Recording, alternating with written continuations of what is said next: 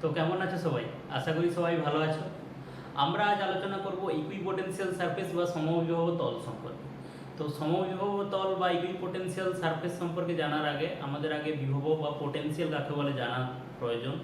তো যার লিঙ্ক নিচে ডিসক্রিপশন বক্সে পেয়ে যাবে। এছাড়া ক্লাস 10 এবং ক্লাস 11 ফিজিক্সের ভিডিও লিঙ্কও নিচে ডিসক্রিপশন বক্সে পেয়ে যাবে। তোমরা যদি চ্যানেলটিতে প্রথমবার ভিজিট করে থাকো তবে চ্যানেলটি অবশ্যই সাবস্ক্রাইব করে নেবে, তার সাথে সাথে পাশে যে বেল আইকনটি আছে সেটি অবশ্যই প্রেস করবে। তো চলো শুরু করা যাক।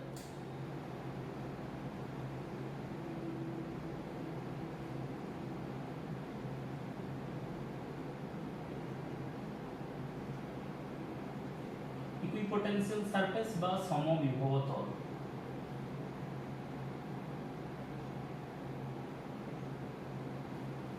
ইকুইপোটেনশিয়াল সারফেস বা সমবিভব তল বলতে কি বুঝবো না, যতগুলো পয়েন্ট বা যে বিন্দুতে পোটেনশিয়াল একই সেই বিন্দুগুলোকে আমরা যদি কানেক্ট করি তাহলে যে আমরা প্লেন পাই বা যে তল আমরা পাই সেটা প্লেনও হতে পারে, কোনো কার্ভ সারফেসও হতে পারে।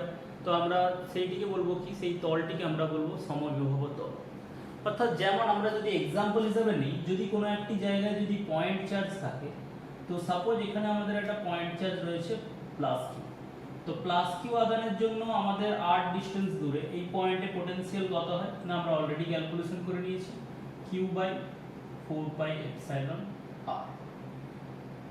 সাপোজ এটি এই বিন্দু, এর পোটেনশিয়াল q/4πε r।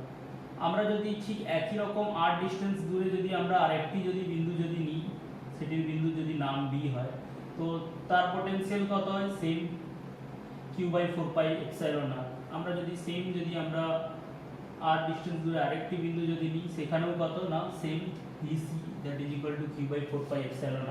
অর্থাৎ আমরা একটা যদি কোনো পয়েন্ট চার্জ যদি হয় তাহলে সেই পয়েন্ট চার্জকে আমরা সেন্টার করে যদি আমরা স্ফিয়ার কল্পনা করি, তাহলে স্ফিয়ারের উপর প্রত্যেকটা বিন্দুতে কিন্তু পোটেনশিয়াল সেম হয়।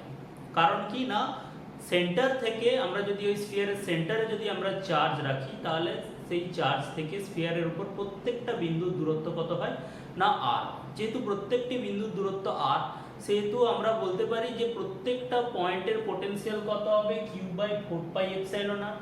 আর আমরা বললাম কি সমবিভব তল কাকে বলবো না, আমরা যতগুলো পয়েন্টের পোটেনশিয়াল সেম হবে সেই তলগুলোকে যদি আমরা কানেক্ট করি তাহলে আমরা যে তল পাবো তাকে বলছি আমরা সমবিভব তল বা ইকুইপোটেনশিয়াল সারফেস। তো আমরা একটা এক্সাম্পল হিসেবে দেখালাম যে আমরা যদি একটি পয়েন্ট চার্জ নিই তাহলে তার জন্য যে সমবিভব তল পাবো সেটি কেমন হবে না, সেটি একটি স্ফিয়ার হবে। তো সমবিভব তল একটি স্ফিয়ার। আমরা যদি r এর ভ্যালু যদি একটু ছোট নিই, যদি আমরা আরেকটি ভ্যালু নিই দ্যাট ইজ r1 যদি নিই, r1 যদি লেস দ্যান r হয়, তাহলে আমরা আরেকটি সমবিভব তল পাবো এরকম। আবার একই রকম যদি আমাদের r2 একটা তল নিই যেটা r এর থেকে বড়, তাহলে আমরা কি পাবো না এরকম সমবিভব তল পাবো। অর্থাৎ কোনো একটি বিন্দু আধানের ক্ষেত্রে আমরা যে ইকুইপোটেনশিয়াল সারফেস পাবো সেটা কি হবে না অনেকগুলি কনসেন্ট্রিক স্ফিয়ার হবে। অর্থাৎ যতগুলো স্ফিয়ার হবে প্রত্যেকটি স্ফিয়ারের কেন্দ্রবিন্দু একই এবং তাদের রেডিয়াস যত চেঞ্জ হতে থাকবে, প্রত্যেকটি আলাদা আলাদা রেডিয়াসের জন্য ওই যে আমরা স্ফিয়ারগুলো পাবো তার সারফেসের উপর প্রত্যেকটা বিন্দুতে পোটেনশিয়াল একই হবে। আমরা যেমন r যদি রেডিয়াস নিই তাহলে ওই r রেডিয়াসের জন্য যে স্ফিয়ার, তাহলে তার জন্য প্রত্যেকটা বিন্দুতে যা রেডিয়াস হবে, আমরা যদি r1 নিই তাহলে তার জন্য যে রেডিয়াস হবে, তার ফলে যে আমরা স্ফিয়ারটা পাবো তার উপর প্রত্যেকটা বিন্দুতে পোটেনশিয়াল সেম হবে। আমরা যদি r2 নিই তাহলে তার উপর প্রত্যেকটা বিন্দুতে পোটেনশিয়াল সেম হবে। তো এগুলোকে আমরা বলছি সমবিভব তল। তো আমরা এটি বিন্দু আধানের জন্য বা পয়েন্ট চার্জের ক্ষেত্রে দেখলাম। তো আমরা যদি বিন্দু আধান না নিই, যদি কোনো বিস্তৃত বস্তু নিই বা যদি কোনো বিস্তৃত বস্তুর ক্ষেত্রে যদি আধানটা যদি ইউনিফর্মলি ডিস্ট্রিবিউট না থাকে, তাহলে সেক্ষেত্রে আমরা বিভিন্ন ধরনের সমবিভব তল আমরা পেতে পারি। তো এই সমবিভব তলের কি কি ক্যারেক্টারিস্টিক্স বা কি কি গুণাগুণ রয়েছে বা এদের কি কি ধর্ম রয়েছে সেগুলো যদি আমরা দেখতে যাই, তাহলে কি কি ধর্ম রয়েছে।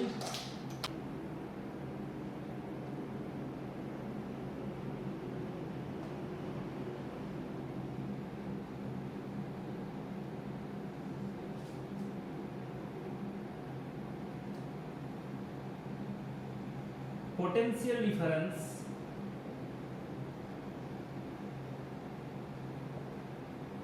between any two points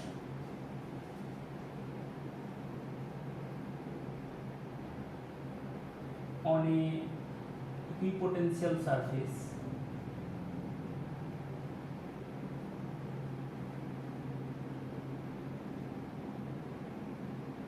is 0 অর্থাৎ আমরা যদি একটা ইকুইপোটেনশিয়াল সারফেস নিই, যদি আমরা পয়েন্ট চার্জের জন্য যদি আমরা একটা সারফেস কল্পনা করি, তো সাপোজ এটি একটি পয়েন্ট চার্জ রয়েছে, তো এর জন্য আমরা ইকুইপোটেনশিয়াল সারফেস একটা কল্পনা করলাম। তো এটি একটি আমাদের ইকুইপোটেনশিয়াল সারফেস, এটা একটি স্ফিয়ার। তো এই স্ফিয়ারের উপর আমাদের যদি যে কোনো দুটি বিন্দু যদি দেখি, আমাদের সাপোজ এই একটি বিন্দু, এই বিন্দুটি আমাদের এ বিন্দু এবং এই একটি বিন্দু বি বিন্দু। তো আমরা একটু আগে ডিসকাস করলাম যে যেহেতু রেডিয়াস সমান, তাহলে VA VB, তাহলে আমাদের বলতে পারে কি যেহেতু VA VB সমান, তাহলে এই দুটো পয়েন্টের মধ্যে পোটেনশিয়াল ডিফারেন্স কত হবে, that is dV VA dV না, আমরা ডেল্টা V আকারে লিখছি, delta V VA dV, that is equal two কত হবে G। অর্থাৎ এদের মধ্যে পোটেনশিয়াল ডিফারেন্স কত হবে না 0। এরপর আমরা সেকেন্ড পয়েন্ট হিসেবে আমরা কি বলতে পারি, if we placed a test charge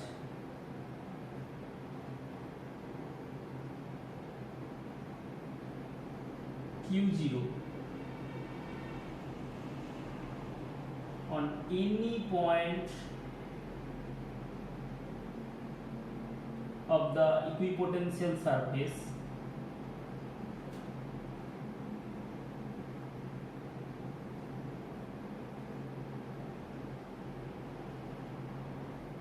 then it gives same potential energy।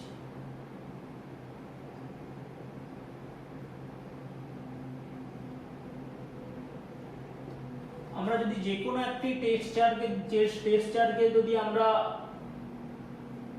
এর উপরে যদি কোনো একটি বিন্দুতে যদি নিয়ে আসি, সেটি এ বিন্দু হোক বা বি বিন্দু হোক বা যে কোনো বিন্দুতে যদি নিয়ে আসি, তাহলে আমরা যেই বিন্দুতেই নিয়ে আসি না কেন, প্রত্যেকটি বিন্দুর জন্য আমরা সেম পোটেনশিয়াল এনার্জি পাবো। যেমন আমরা যদি একটি টেস্ট চার্জ যদি আমরা Q0 কে যদি আমরা এ পয়েন্টে যদি নিয়ে আসি, তাহলে এ পয়েন্টে নিয়ে আসার জন্য এখানে পোটেনশিয়াল এনার্জি কত হবে না, আমরা জানি পোটেনশিয়াল এনার্জি কত হয় না Q0 V, কারণ যতটা পরিমাণ এক্সটার্নাল এজেন্ট ওয়ার্ক ডান করবে সেটি তার মধ্যে পোটেনশিয়াল এনার্জি হিসেবে স্টোর হবে। আর এক্সটার্নাল এজেন্ট কতটা পরিমাণ ওয়ার্ক ডান করে আমরা জানি W external, that is equal to Q0 into V।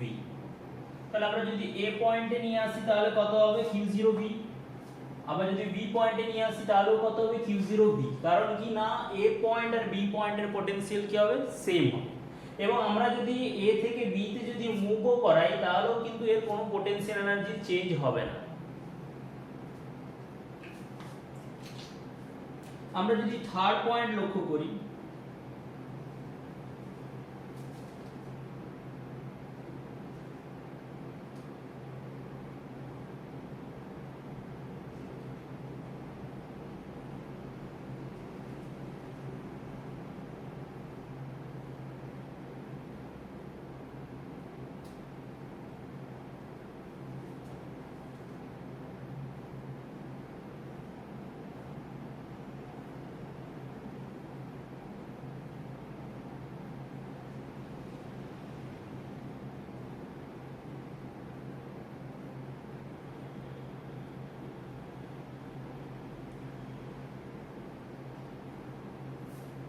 no work is done for moving a charge from one place to another on a equipotential surface।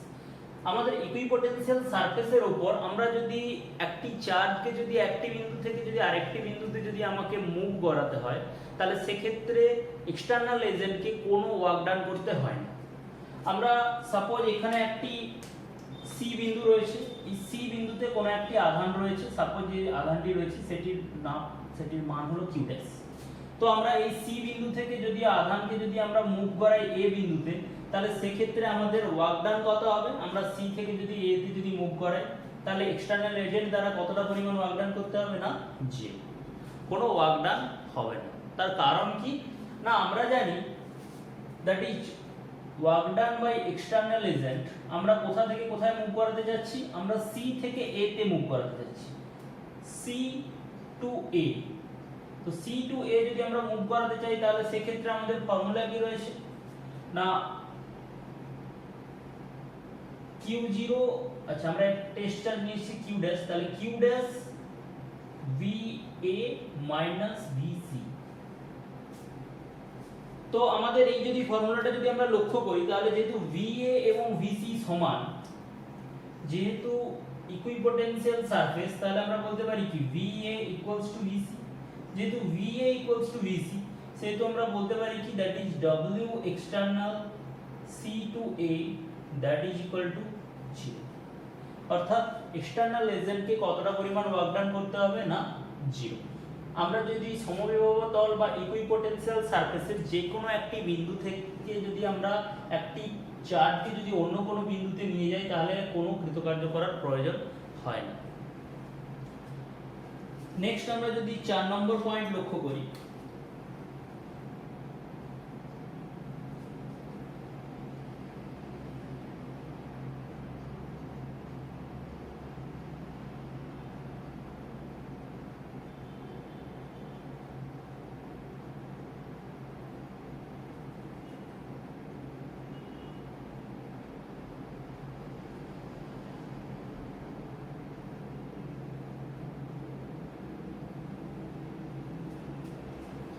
two equipotential surfaces never intersect each other, অর্থাৎ দুটো সমবিভব তল কখনো পরস্পরকে ছেদ করবে না।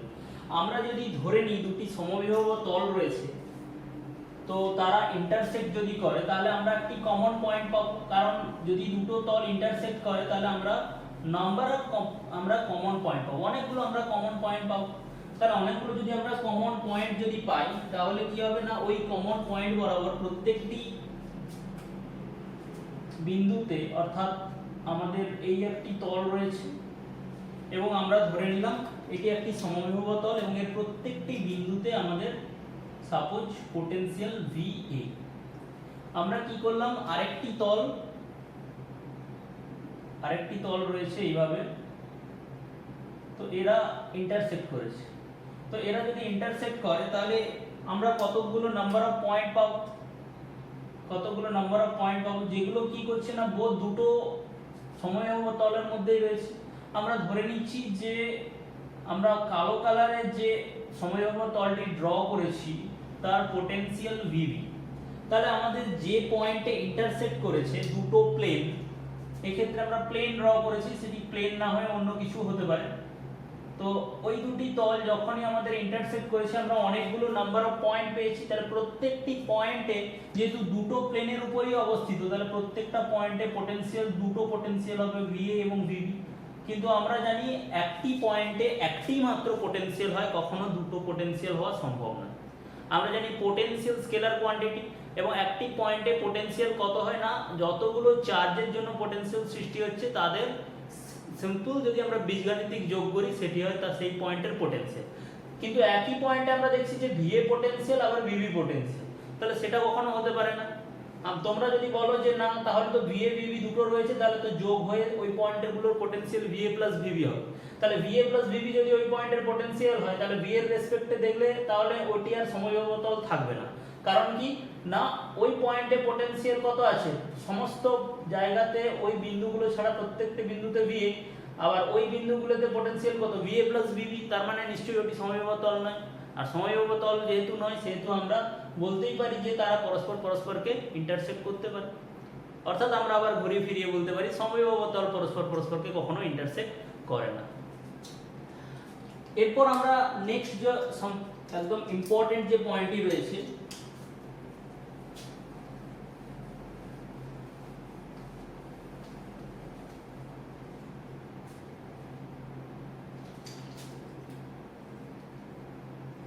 electric field is always perpendicular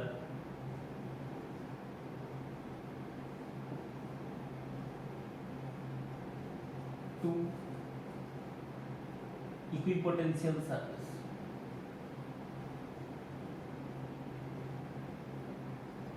অর্থাৎ electric field বা তড়িৎ ক্ষেত্র সবসময় ইকুইপোটেনশিয়াল সারফেস বা সমবাহু তলের সঙ্গে সবসময় লম্বভাবে কাজ করে। তো এটি আমরা কিভাবে ব্যাখ্যা করতে পারি? তো এটা আমরা এইভাবে ব্যাখ্যা করতে পারি যে আমরা একটি সাপোজ সমবাহু তল আমরা নিয়ে নিলাম,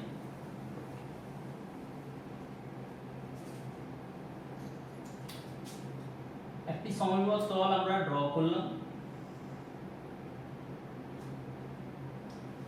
তো সমবাহু তল যদি আমরা ড্র করি, সাপোজ একটি তল ড্র করেছি, এখানে আমাদের একটি এ বিন্দু রয়েছে, এটি একটি বি বিন্দু রয়েছে। তো এই 5 নম্বর পয়েন্টটা বলেছে যে ইলেকট্রিক ফিল্ড সবসময় পারপেন্ডিকুলার হবে, অর্থাৎ এইভাবে কাজ করবে সমবাহু তলের সঙ্গে পারপেন্ডিকুলার, অর্থাৎ এই অ্যাঙ্গেলটি 90 ডিগ্রি হবে। তো আমরা যদি একটু লক্ষ্য করি এ এবং বি পয়েন্টের পটেনশিয়াল যদি লক্ষ্য করি, এ পয়েন্টের পটেনশিয়াল কি VA, বি পয়েন্টের পটেনশিয়াল কি VB, এ পয়েন্টের পটেনশিয়াল কি VA, বি পয়েন্টের পটেনশিয়াল কি VB। তো আমরা যদি একটি চার্জকে যদি আমরা বি থেকে যদি এ তে যদি মুভ করাই, বি থেকে যদি এ তে মুভ করাই, তাকে না একটা ইউনিট পজিটিভ চার্জকে যদি মুভ করাই, তাহলে আমরা তাকে লিখতে পারি কি VA minus VB। তো VA minus VB equals to আমরা বলতে পারি কি না, that is minus of E dot dr। তো minus of E dot dr আমরা জানি কি VA আর VB এর মধ্যে পটেনশিয়াল ডিফারেন্স কত হয়, যেহেতু ইকুইপোটেনশিয়াল সারফেস সেহেতু আমরা বলতে পারি যে VA এবং VB তে পটেনশিয়াল সেম, অর্থাৎ VA minus VB equals to কত 0। তাহলে আমরা বলতে পারি that is E dot dr, বা আমরা বলতে পারি E dr cos theta। তো এটা তার মানে হতে পারে কি না, এক নম্বর হয় E 0 হতে হবে, না হলে dr 0 হতে হবে, না হলে cos theta 0 হতে হবে।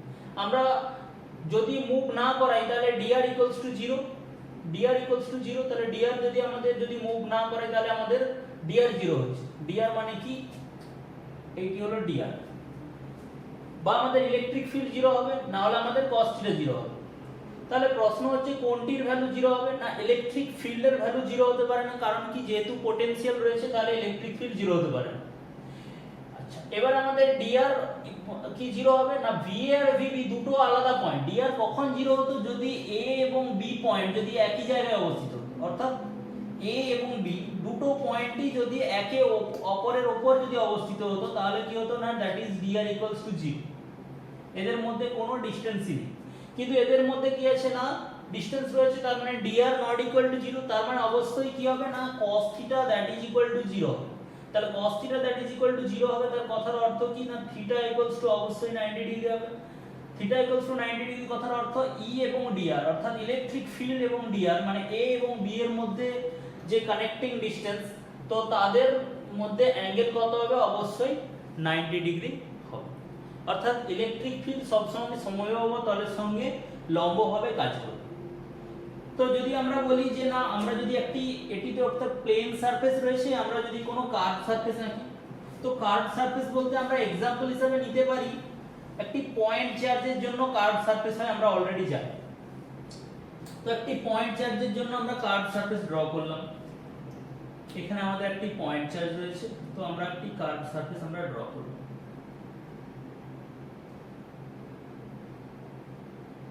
তো আমরা সাপোজ A পয়েন্ট থেকে B পয়েন্টে আমরা মুভ করাতে চাচ্ছি। তো A পয়েন্ট থেকে যদি B পয়েন্টে যদি মুভ করাতে চাই, তাহলে কি হবে না, এদের যাওয়ার সময় যে কোনো না যে কোনো একটা সময় কি হবে না, তাদের এর মধ্যে ক্ষুদ্র একটি দূরত্ব dr কে অতিক্রম করতে হবে।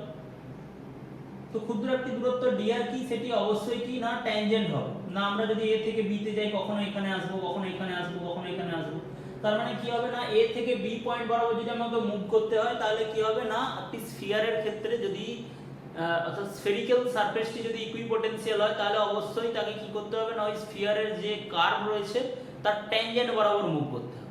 তো ট্যানজেন্ট বরাবর যদি মুভ করতে হয়, তাহলে dr একটা স্ট্রেট লাইন, এবং আমরা যদি একই রকম ভাবে লক্ষ্য করি, তাহলে ওই A থেকে যদি মুভ B তে যদি আমরা মুভ করাতে চাই, তাহলে dr স্ট্রেট লাইন, এবং এর মধ্যে যে কোনো দুটো পয়েন্ট ছোট ছোট পয়েন্ট A এবং B যদি আমরা ধরে নিই, তাহলে এর ক্ষেত্রে একই রকম, that is VA minus VB that is equals to minus of E dot dr।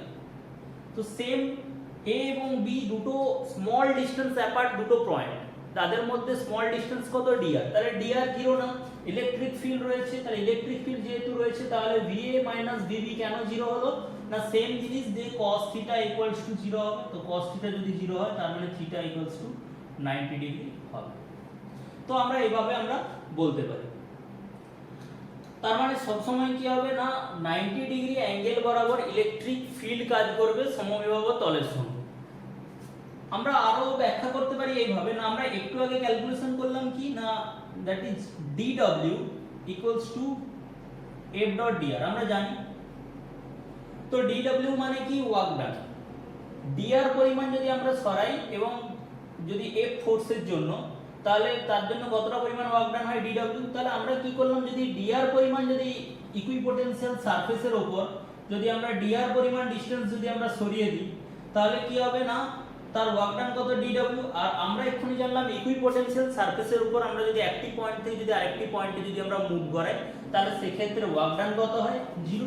তাহলে যেহেতু ওয়ার্ক ডান জিরো তাহলে সেক্ষেত্রে আমরা বলতে পারি দ্যাট ইজ ফোর্স কি জিরো হওয়া সম্ভব না, আমরা জানি electrostatic force that is F equals to কি হয় না, F ইকুয়ালস টু হয় Q ইনটু E, যেখানে Q কি না, Q হলো টেস্ট চার্জ। তাহলে আমরা ইকুইপোটেনশিয়াল সারফেসের উপর যদি আমরা একটা টেস্ট চার্জ দিয়ে যদি আমরা মুভ করাই তাহলে সেক্ষেত্রে F equals to Q into E, that is F একটি ভেক্টর কোয়ান্টিটি, আমরা উপর যদি সাইন ইউজ করি তাহলে এখানে আমরা বলতে পারি QE ডট dr। এটিও যদি আমরা লক্ষ্য করি তাহলে দেখব কি না, যেহেতু ইলেকট্রিক ফিল্ড জিরো নয় আমরা আবার ঘুরিয়ে ফিরিয়ে একই কথা বলতে পারি যে এখান থেকে আমরা পাবো কি QE dr cos theta that is equal to 0। তাহলে কি হবে cos theta is equal to 0 that is theta equal to 90 degree, কারণ কি Q not is equal to 0, E not is equal to 0 এবং dr not is equal to 0, সেখান থেকে আমরা বলতে পারি theta is equal to 90 degree. অর্থাৎ সব সময় যে ইলেকট্রিক ফিল্ড সেটি সব সময় লম্বভাবে কাজ করবে সমবিবাহ তলের সঙ্গে। তো ইলেকট্রিক ফিল্ড যেহেতু লম্বভাবে কাজ করছে তাহলে আমরা বলতে পারি যে ইলেকট্রিক ফিল্ড লাইনগুলো কি হবে না লম্বভাবে কাজ করবে, কারণ কি ইলেকট্রিক ফিল্ডের উপর যদি আমরা ইলেকট্রিক ফিল্ড লাইনের উপর যদি আমরা ট্যানজেন্ট ড্র করি সেটি ইলেকট্রিক ফিল্ডের ডিরেকশনকে ডিনোট করে। তাহলে আমরা যেহেতু এক্ষুনি বললাম যে একটি ফিল্ড লাইন রয়েছে, একটি ইলেকট্রিক ফিল্ড রয়েছে, তার ডিরেকশন কোন দিক বরাবর না ইকুইপোটেন্ট সারফেস থেকে লম্বভাবে বাইরের দিকে বা লম্বভাবে ভেতরের দিকে হতে পারে, সেটি আমাদের চার্জের উপর ডিপেন্ড করবে, আমরা ড্র করব। তার মানে এই অনুযায়ী যেহেতু বাইরের দিকে কাজ করছে তার মানে নিশ্চয়ই এই পয়েন্টে ইলেকট্রিক ফিল্ড লাইন কেমন হবে, নিশ্চয়ই ইলেকট্রিক ফিল্ড লাইন এরকম হতে পারে বা এরকম হতে পারে বা সোজা এই ডিরেকশন বরাবরও হতে পারে। সোজা কোথায় ইলেকট্রিক ফিল্ড লাইনও কি করবে না ওই পয়েন্টকে 90 ডিগ্রি অ্যাঙ্গেলে কাট করবে, কারণ ওই পয়েন্টে ডিরেকশন ইলেকট্রিক ফিল্ডের সমবিবাহ তলের সঙ্গে 90 ডিগ্রি অ্যাঙ্গেলে রয়েছে। অর্থাৎ ট্যানজেন্ট ওই পয়েন্টে 90 ডিগ্রি অ্যাঙ্গেলে যেহেতু রয়েছে তার মানে আমরা বলতে পারি ওই পয়েন্টে যদি আমরা ফিল্ড লাইনের সঙ্গে ট্যানজেন্ট ড্র করি তাহলে সেটিও ইকুইপোটেনশিয়াল সারফেসের সঙ্গে 90 ডিগ্রি অ্যাঙ্গেল করবে।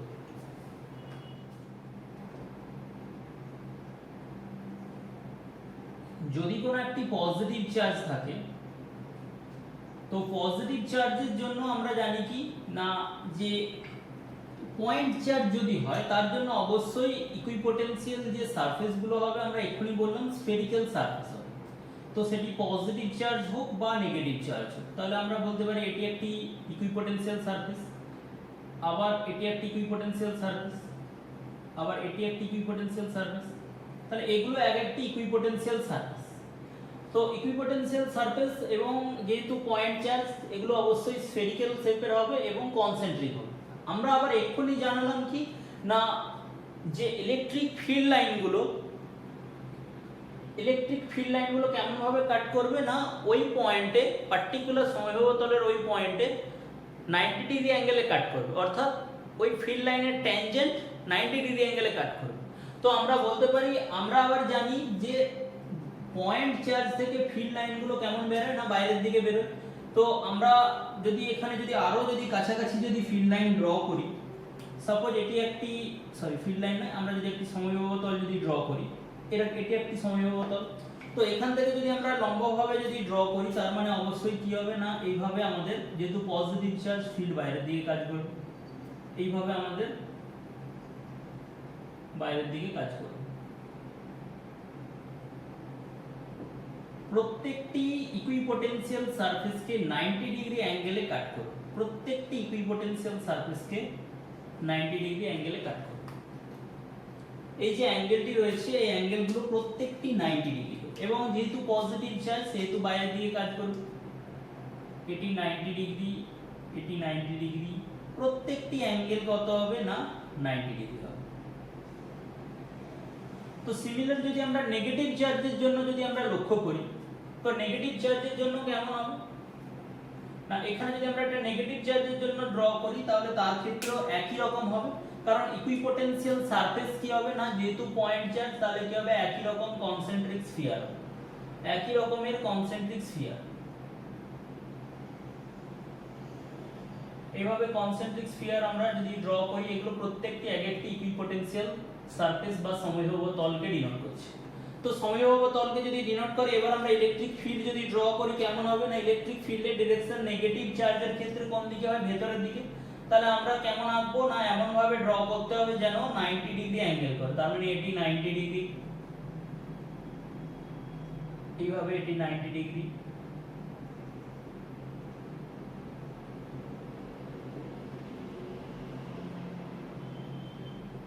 যেহেতু নেগেটিভ চার্জ তাই ভেতরের দিকে কাজ করছে। তো আমরা এইভাবে পজিটিভ এবং নেগেটিভ চার্জের জন্য আমরা দেখলাম যদি পয়েন্ট চার্জ হয় তার জন্য ইকুইপোটেনশিয়াল সারফেস কেমন হবে এবং তার ক্ষেত্রে যে ফিল্ড লাইনগুলো সেগুলো কেমন হবে। তো যদি ইকুইপোটেনশিয়াল সারফেস যদি আমরা ড্র করি এমন একটি জায়গায় যেখানে ইউনিফর্ম ফিল্ড রয়েছে, ইউনিফর্ম ফিল্ড কথার অর্থ না যেখানে আমরা এই যে আমরা ফিল্ডগুলো পয়েন্ট চার্জের জন্য আমরা যেগুলো ড্র করেছি এক্ষেত্রে কি হচ্ছে না যত দূরের দিকে যাচ্ছে ফিল্ড কমে যাচ্ছে না। ইউনিফর্ম ফিল্ড কথার অর্থ যে আমাদের প্রত্যেকটি পয়েন্টে ফিল্ডের মান একই। আমরা এর एग्जांपल দিয়েছিলাম প্যারালাল প্লেটের ক্ষেত্রে। তো আমরা যদি প্যারালাল প্লেট যদি আমরা নিয়ে নিই, একটি যদি আমাদের একটি যদি পজিটিভ প্লেট হয় এবং একটি যদি নেগেটিভ প্লেট হয়, আমরা एग्जांपल দিয়েছিলাম। তো এটি সবথেকে ভালো হবে যদি এই প্যারালাল প্লেটগুলো যদি ইনফাইনাইট শেপের হয় তাহলে সেই ক্ষেত্রে আমাদের কেমন হয় না ফিল্ড লাইনগুলো এরকম হয়।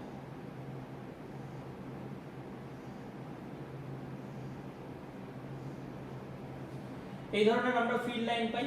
তো এই ধরনের যদি আমরা ফিল্ড লাইন পাই তো সেই ক্ষেত্রে আমাদের আমরা অলরেডি জানি, তাহলে এখান থেকে আমাদের যদি বলে যে ইকুইপোটেনশিয়াল সারফেস ড্র করতে হবে তাহলে যেহেতু ফিল্ড লাইন আমরা জানি যেহেতু তার পারপেন্ডিকুলারে যদি আমরা প্লেন আঁকি তাহলে সেটি হবে কি ইকুইপোটেনশিয়াল সারফেস।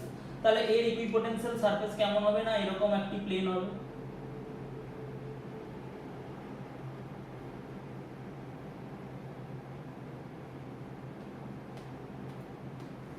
এরকম ধরনের একটি প্লেন হবে, এরকম একটি কেন নাম্বার অফ প্লেন হবে, আমরা যতগুলো আমরা প্লেন আমরা ড্র করতে পারি।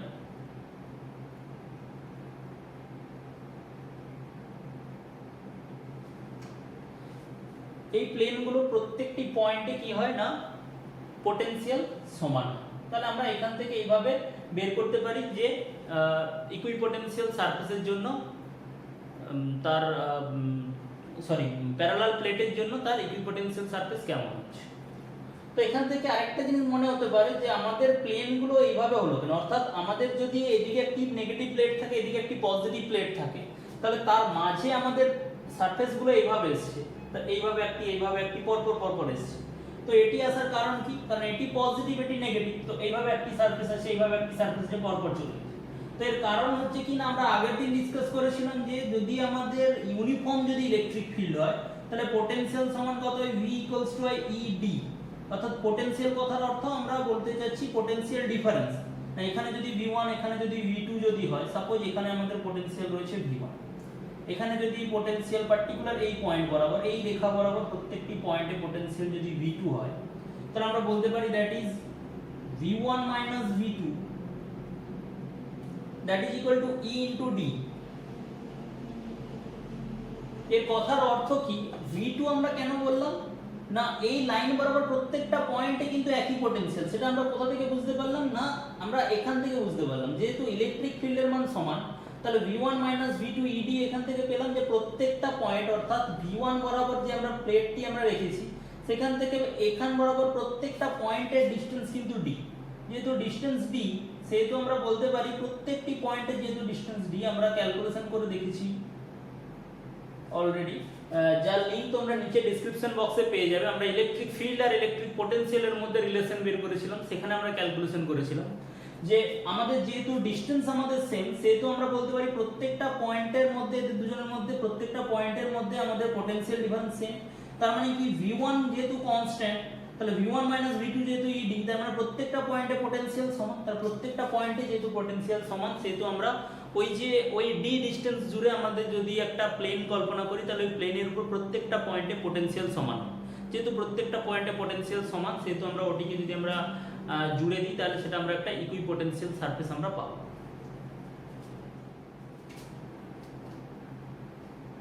আমরা যদি এইভাবে যদি একটি লাইন চার্জ ডিস্ট্রিবিউট থাকে, এখানে যদি আমাদের কিছু পরিমাণ কিউ যদি আধান দিয়ে দিই এবং এটি যদি পুরো লাইন বরাবর বিস্তৃত থাকে তাহলে সেক্ষেত্রে এর ক্ষেত্রে যে ইকুইপোটেনশিয়াল সারফেসগুলো কেমন হবে? না এটি যেহেতু লাইন তাহলে এর যে ইকুইপোটেনশিয়াল সারফেসগুলো হবে সেগুলো কি হবে? না একটি সিলিন্ড্রিক্যাল শেপের, অর্থাৎ এটি একটি ইকুইপোটেনশিয়াল সারফেস, এটি একটি ইকুইপোটেনশিয়াল সারফেস, এরপরে এটি একটি ইকুইপোটেনশিয়াল সারফেস, পরপর আস্তে আস্তে ইকুইপোটেনশিয়াল সারফেসগুলো আমরা এইভাবে পাবো। অর্থাৎ যদি লাইন চার্জ থাকে তার ক্ষেত্রে আমরা কিন্তু যে ইকুইপোটেনশিয়াল সারফেসগুলো পাবো সেগুলো সিলিন্ড্রিক্যাল শেপের পাবো, যদি পয়েন্ট চার্জ থাকে তার জন্য আমরা স্ফেরিক্যাল শেপের পাবো।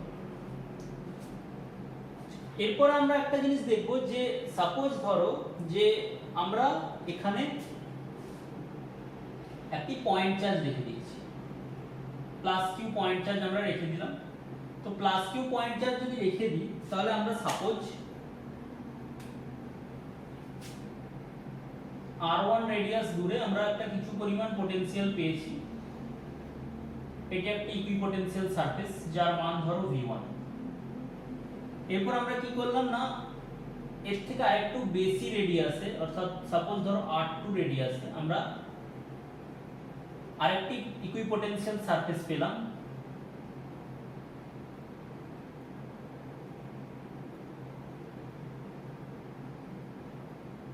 যার মান কত? v2। তাহলে v1 বেশি হবে না v2 বেশি হবে না? আমরা জানি যেহেতু পয়েন্ট চার্জ থেকে r1 এর ডিসটেন্স যেহেতু কম, অর্থাৎ ফার্স্ট যে সারফেসটি ভিতরে যে সারফেসটি ড্র করেছি তার রেডিয়াস যেহেতু কম তাহলে ওখানে পোটেনশিয়াল অবশ্যই বেশি হবে, that is v1 greater than v2। তো v1 সমান কত হয়? না যেহেতু পয়েন্ট চার্জ রয়েছে v1 ইকুয়ালস টু আমরা বলতে পারি q by 4 pi epsilon r1 এবং v2 ইকুয়ালস টু কত হবে? q by 4 pi epsilon r2। তাহলে এদের মধ্যে পোটেনশিয়াল ডিফারেন্স কত হবে? না v1 v2 ইকুয়ালস টু আমরা যদি বিয়োগ করি q বাই 4 পাই এপসাইলন যদি আমরা কমন নিয়ে নিই তাহলে পাবো কি 1 by r1 minus 1 by r2, অর্থাৎ q by 4 pi epsilon r2 minus r1 by r1 r2 এইটি আমরা পাচ্ছি। তো আমরা একটু এক্সাম্পলের জন্য আমরা যদি দেখে নিই, সাপোজ v1 টা আমরা ধরে নিলাম, জাস্ট এক্সাম্পল ধরো v1 আমরা ধরে নিচ্ছি 40, v2 আমরা ধরে নিলাম, v2 অবশ্যই কম হবে তো v2 আমরা ধরে নিচ্ছি সাপোজ ধরো 30। তার মানে v1 v2 কত? 10। v1 v2 কত আসছে? 10। জাস্ট আমরা एग्जांपल দিয়ে বোঝানোর জন্য বলছি v1 v2 ইকুয়াল টু কত? 40 30 দ্যাট ইজ ইকুয়াল টু 10। দেখো v1 v2 কিন্তু 10 দ্যাট ইজ কনস্ট্যান্ট, তো q বাই 4 পাই এপসাইলন আমরা ধরে নিচ্ছি কনস্ট্যান্ট। তাহলে q বাই 4 পাই এপসাইলন যদি কনস্ট্যান্ট যদি হয় তাহলে আমরা বলতে পারি যে r2 r1 that is r2 r1 that is equal two, এখানে যদি আমরা এই সমীকরণটি যদি আমরা লিখি তো v1 যেমন ছিল রইল, আমরা কি করলাম 4 pi epsilon that is 4 pi epsilon by q থাকলো। আমরা r1 r2 কে কি করলাম না r1 r2 কে এদিকে নিয়ে চলে গেলাম। তো এটি আমরা একটা ইকুয়েশন পেলাম। তো তার মধ্যে দেখো আমরা v1 v2 আমরা ধরে নিয়েছি 10, জাস্ট एग्जांपल হিসেবে নিচ্ছি। তো q বাই 4 পাই এপসাইলন বা 4 pi epsilon q that is equal to constant, v1 v2 that is equal two কি কনস্ট্যান্ট, অর্থাৎ কনস্ট্যান্ট বলতে আমি এখানে 10 নিয়ে নিচ্ছি। তাহলে আমরা বলতে পারি r2 r1 that is proportional to r1 r2 r1 that is proportional to r1 এর কথার অর্থ কি? এর কথার অর্থ হলো যে ধরো আমরা এটি 1 নম্বর সারফেস, তো 1 নম্বর সারফেস থেকে আমরা যদি 2 নম্বর সারফেসে চলে যাই সেই ক্ষেত্রে আমরা পটেনশিয়াল ডিফারেন্সের গ্যাপ দেখতে পেলাম কত 10। তো আমরা যদি আরো 10 কমাতে চাই, অর্থাৎ 10 বলার অর্থ না আমরা কি করলাম না যদি 3 নম্বর সারফেসে যেতে চাই, 3 নম্বর সারফেসে যেতে চাই, তাহলে 3 নম্বর সারফেসে যদি যেতে চাই তাহলে আমরা চাচ্ছি যে ওর পটেনশিয়াল ডিফারেন্স আরো 10 কমুক। তাহলে যদি আরো 10 কমে তাহলে আমরা বলতে পারি দ্যাট ইজ v3 কত হবে না v2 ছিল 30, তাহলে v3 হবে কত 20। তাহলে v3 যদি 20 যদি হয় তাহলে আমরা এখান থেকে বলতে পারি that is v2 v3 that is equal two কত 30 20 দ্যাট ইজ ইকুয়াল টু 10। তাহলে একটা জিনিস লক্ষ্য করো যে আমরা আগে যখন 10 ডিফারেন্স চেয়েছিলাম তখন আমাদের r2 r1 এর যে গ্যাপটা রাখতে হয়েছিল সেটি কার সঙ্গে প্রপোর্শনাল, r1 r2 এর সঙ্গে প্রপোর্শনাল। অর্থাৎ আমাদের যত যদি আমাদের এটি যদি আমরা পুরো কনস্ট্যান্ট রাখি, আমরা 10 রাখছি, আগের বারও 10 ছিল, এখন আমরা কি রেখেছি 10 রেখেছি। তাহলে আগে যে গ্যাপটি ছিল r2 r1 এর যে গ্যাপ, অর্থাৎ এই গ্যাপটি যেটি ছিল, আমরা যত দূরের দিকে যাব তত গ্যাপের ভ্যালু আস্তে আস্তে বাড়তে থাকবে, কারণ কি r1 r2 এর সাথে প্রপোর্শনাল। যেমন যদি আমি একটি एग्जांपल ধরে নিই যে সাপোজ ধরো r1 ছিল, আমি एग्जांपल হিসেবে যদি নিই r1 ছিল সাপোজ 1 এবং r2 ছিল সাপোজ 5, সাপোজ আমরা एग्जांपल হিসেবে নিচ্ছি। তাহলে r1 আর r2 যেহেতু আমাদের 5 r1 1 এবং r2 যদি 5 হয় তাহলে r2 r1 proportional to r1 r2 এর কথার অর্থ হলো যে এদের মধ্যে গ্যাপটি কত ছিল, তাহলে r2 r1 that is equals to আমাদের এসেছিল কি, এটি আমাদের পুরো constant term that is constant into কত 5, বা আমরা r1 r2 লিখলাম, পরের লাইনে আমরা লিখছি that is r2 r1 4 is equal two c into 5। এটি আমাদের একটি সমীকরণ এই আকারে রয়েছে। এবার আমরা যদি চাই যে সাপোজ আমরা আরো দূরের দিকে নিতে চাচ্ছি, যে আরো দূরের দিকে যদি আমরা নিতে চাই গ্যাপটি, যেমন আমরা এখানে r1 আর r2 এর মধ্যে যে গ্যাপ ছিল এখন r2 আর r3 এর মধ্যে কি একই গ্যাপ থাকবে, আমরা যদি আরো দূরের দিকে চলে যাই তাহলে দেখো আমাদের পটেনশিয়াল ডিফারেন্স আমরা সেম রাখতে চাচ্ছি, কত না পটেনশিয়াল ডিফারেন্স সেম আমরা 10 রাখতে চাচ্ছি। তাহলে 10 যদি রাখতে চাই তাহলে এই ক্ষেত্রে কি ঘটছে না আমাদের c কনস্ট্যান্ট, অর্থাৎ এই যে ভ্যালুটি রয়েছে এই ভ্যালুটি কনস্ট্যান্ট, অর্থাৎ c কনস্ট্যান্ট রয়ে গেল। তো যেহেতু আমরা দূরের দিকে যত যাচ্ছি তাহলে কি হবে r1 আর r2 মাল্টিপ্লিকেশন কিন্তু তত বাড়বে। আমাদের r2 কত ছিল 5, তাহলে r2 যদি 5 থাকে তাহলে আমাকে কি হবে না এখন আমাদের r3 এর যে ভ্যালুটি অবশ্যই দূরের দিকে যেহেতু যাচ্ছে অবশ্যই বাড়বে। যদি অবশ্যই দূরের দিকে গেলে যদি বাড়ে তাহলে আমাদের সেক্ষেত্রে c যেহেতু আমাদের একটি কনস্ট্যান্ট ভ্যালু, তাহলে আমাকে এখানে যে ভ্যালুটি আসবে সেই ভ্যালুটি অবশ্যই কি হবে না এদের যে গ্যাপটি অবশ্যই আগের থেকে বেড়ে যাবে। তো আমরা যদি একটু এখানে এর সাথে আমরা যে সমীকরণটা বের করেছি কিন্তু যদি আমরা কম্পারিজন একটু যদি করি, যে ফার্স্ট গ্যাপের ক্ষেত্রে আমরা পেয়েছি that is c is equal to 4/5, that is c equals to 4/5 constant is equal to 4/5 পেয়েছি, যেখানে 4 টা কি ছিল r2 r1, 5 ছিল r1 into r, অর্থাৎ আমরা যত দূরের দিকে যাব তখন c টা 4/5 ই থাকবে, অবশ্যই থাকতে হবে। তাহলে দূরের দিকে যদি যাই তাহলে আমাদের কি হবে না r1 r2 নিচে রয়েছে কি r1 r2, উপরে রয়েছে কি r2 r1। তাহলে দেখো r1 r2 কিন্তু যত দূরের দিকে যাব তত কিন্তু বাড়তে থাকবে। r1 r2 মানে যে দুটো রেডিয়াসের জন্য আমরা ইকুইপোটেনশিয়াল সারফেস আমরা পেয়েছি, এর ভ্যালু যত বাড়বে তাহলে c যেহেতু কনস্ট্যান্ট রয়েছে তাহলে r2 r1 এর গ্যাপ কিন্তু তত বাড়বে। তাহলে আমরা বলতে পারি কি এখান থেকে, যে আমরা বলতে পারি যত আমাদের ইকুইপোটেনশিয়াল সারফেস যদি আমাকে বের করতে হয় এবং তাদের মধ্যে যদি আমরা চাই যে দুটোর মধ্যে একই পরিমাণ পটেনশিয়াল ডিফারেন্স থাক, তাহলে কিন্তু যত দূরের দিকে যাব তত আমাদের গ্যাপ বাড়াতে হবে।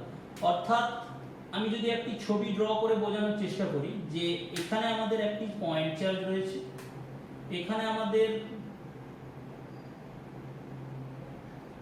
এটি একটি সারফেস রয়েছে, এর পোটেনশিয়াল v1, তো আমাদের আরেকটি এখানে সারফেস রয়েছে, এটি আমাদের v2। তাহলে এই v1 আর v2 এর মধ্যে গ্যাপ কত? খুবই কম। v1 v2 এর মধ্যে গ্যাপ খুবই কম। তো আমরা চাচ্ছি কি না ওই সমপরিমাণ গ্যাপ, অর্থাৎ সেম যেমন আমি আগের ক্ষেত্রে 10 ভোল্ট দিয়ে আমরা एग्जांपल দিয়েছিলাম, আমরা চাচ্ছি যে আরো যদি দূরের দিকে যাই তাহলে কি ঘটবে, ওই একই পরিমাণ গ্যাপ যদি পেতে হয় তাহলে আগে যে গ্যাপ পেয়েছিলাম তার থেকে আমাকে বেশি গ্যাপ দিতে হবে।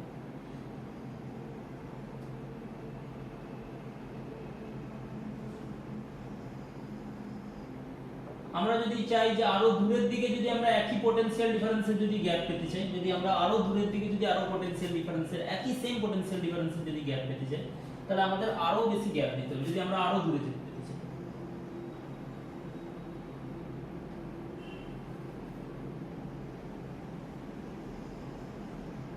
এটি যদি v1 হয়, এটি যদি আমাদের v2 হয়, এটি যদি আমরা v3 হয়, এটি যদি v4 হয়, তাহলে আমরা বলতে পারি that is v1 v2 that is equal to v2 v3 that is equal to v3 v4। এটা আমরা একটা एग्जांपल দিলাম, এটি ক্যালকুলেশন না করি আমরা জাস্ট একটা एग्जांपल দিলাম। দেখো v1 v2 তে যে গ্যাপ রয়েছে রেডিয়াসের, v2 v3 তে কিন্তু গ্যাপ আরো বাড়বে, v3 v4 এ কিন্তু গ্যাপ আরো বাড়বে। কারণ কি না, that is r2 r1 proportional to r1 r2। যত দূরের দিকে যাব তত কি হবে না r1 r2 এর গুণফল কিন্তু বেড়ে যাবে, যেহেতু গুণফল বেড়ে যাবে সেহেতু কি হবে r2 r1 এর মধ্যে ডিফারেন্সও বাড়াতে হবে।